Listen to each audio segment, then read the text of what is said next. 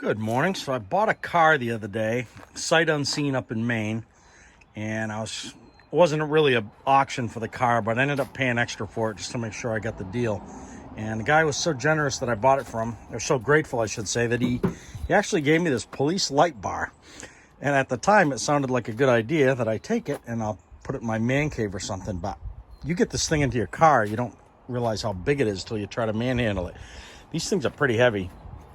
I bet you this thing's probably, I don't know, maybe 40, 50 pounds.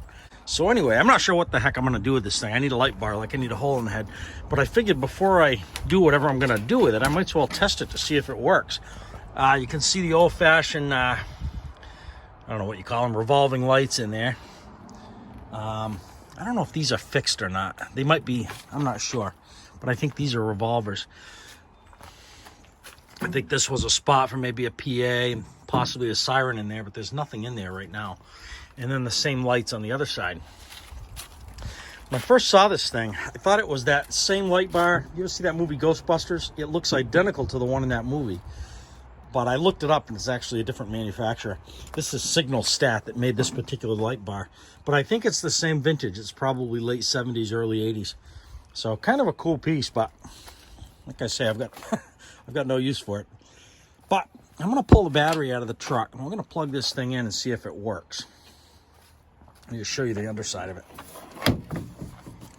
This is just a cable he had on here to hang inside of his garage.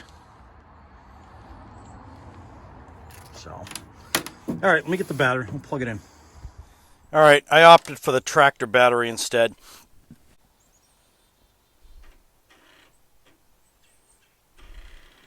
How cool is that? We got one dead bulb on the outside over here, and one of these solids in the middle isn't working.